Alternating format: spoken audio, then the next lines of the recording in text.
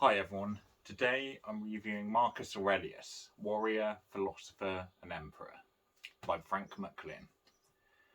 So this book seeks to explore the figure Marcus Aurelius and answer several questions. Was Marcus Aurelius really the philosopher king he's been identified as? Was he really one of the best Roman emperors? How did his philosophy influence his life and his legacy, both philosophically and in society, and the fall of the Western Roman Empire that was to happen a few hundred years later? Marcus Aurelius is a fascinating figure. He had strong philosophical principles, obviously, as the channel is named, about Stoicism, a huge amount of responsibility as Roman Emperor. He had to deal with invading tribes, plagues, diplomacy. His co-emperor, Lucius Verus, was, in the main, useless. And his son, Marcus Aurelius' son, was the complete opposite of his father, an indulgent, cruel hedonist. Contemporary writers wrote positively, in the main, of Marcus, despite all of these challenges, making him an excellent subject for a biography to see if those contemporary writers were correct. I also reviewed Anthony Burley's older biography of Marcus Aurelius, and if you haven't watched the review yet, a bit of a spoiler alert for that one, it was quite lacking. The writing of that book never really created the space in which one needs to kind of create a well-argued portrait of the figure. By contrast, McLynn's tome is large, and it has quite small print margins than one typically sees, clocking in at 567 pages, I think, so including the appendices. So there's plenty of room there to cover all aspects of Marcus Aurelius's reign. And I think it certainly succeeds in this regard. His upbringing, his political decisions, his philosophy, his religious decisions, his wars with the Parthians and Germanic tribes, military decisions, and his legacy are all covered in this book in a dense and informative way. The progression of the book is pretty natural, from his younger life to his philosophy, his legal reforms, his early wars with Parthia, his persecution of Christians, the Marcomannic Wars, the Antonine Plague, and then his death and legacy. And where we're talking about legacy, principally we mean what about Commodus? And I think the progression of the book makes sense and is perfectly fine. One thing I would quibble about is I would like titled chapters, seeing as most chapters did have a core theme. But inevitably there's obviously going to be crossovers of politics, economics, religion when you're assessing a character like this, but the kind of lack of a title to each chapter, sometimes if you're trying to look something up, was kind of annoying. So in terms of McLynn's actual coverage of all these events, his handling of the Marcomannic Wars was really superb. The Marcomanni, Quadi, and Iazyges tribes were all a thorn in Marcus's side, and his handling in particular of the latter, leaving them in political non-fighting limbo with the promise of becoming allied to Rome, he sort of dangled that carrot in front of them, was really interesting and, quite masterful by Marcus in terms of diplomacy, I think.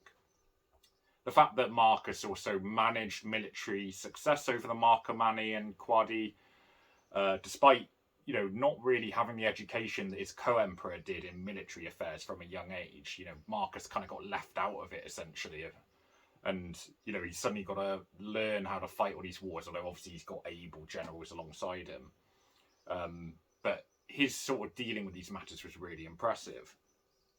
Similarly, the persecution of Christians during Marcus's reign is quite interesting, and it was quite a balanced take by the biographer. He featured contemporary sources very well and the differing perspectives on the subject, and there was a really clear analysis of the matter. McLynn sheds light on many contemporary thinkers here, such as Tertullian and Justin, and he incorporates these ancient narratives and their localized effects really well. I didn't actually necessarily agree with the conclusion, where I would probably give greater sway to the fact that Marcus was more lenient than some of the other emperors. One obviously thinks of Nero. But I can kind of see that McLynn's argument was that Marcus, he did still persecute Christians. Marcus was quite conservative in a lot of his policies and maintaining the status quo and the kind of more centralized power in many of his policies. I didn't agree with how he kind of assessed the persecution of the Christians. I would probably be a bit more generous to Marcus, but it was well argued nevertheless.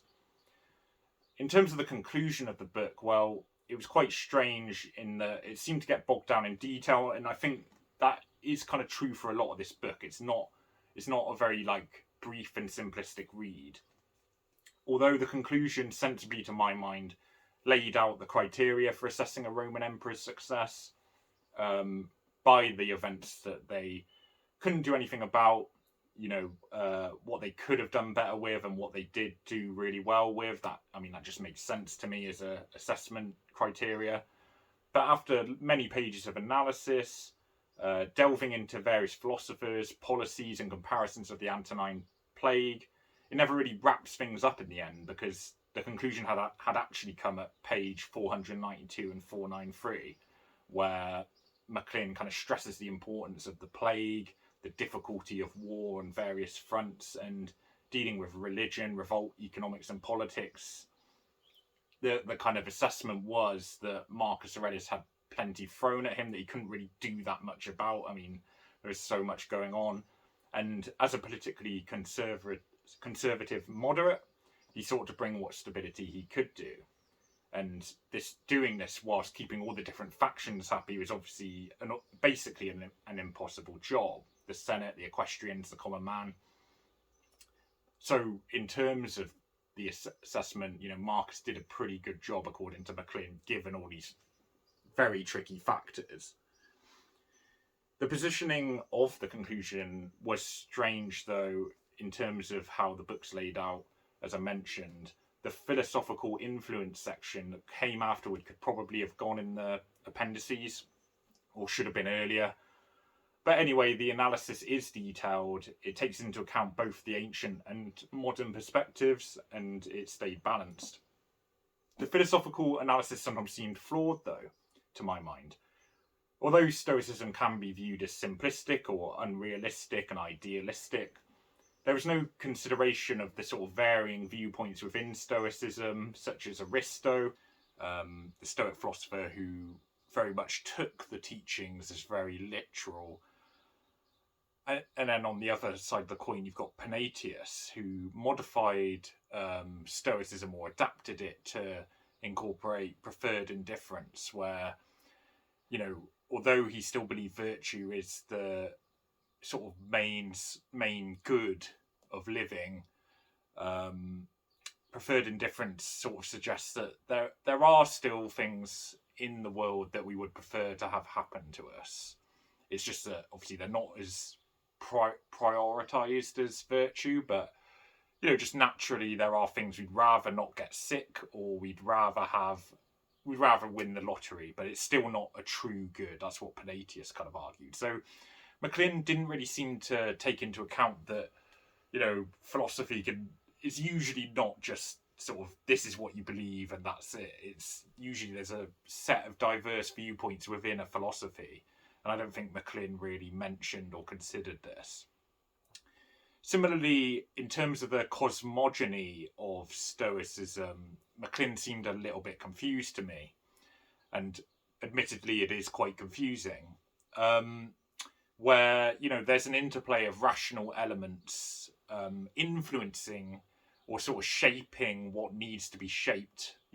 And Stoicism did believe there was still irrationality in the world. It's just that the irrational elements were kind of considered that they would be ordered by the rational elements, which, because nature and God were kind of almost semi-synonymous, it means that, not everything had to be rational, but those irrational elements are kind of shaped by the goings-on of the rational.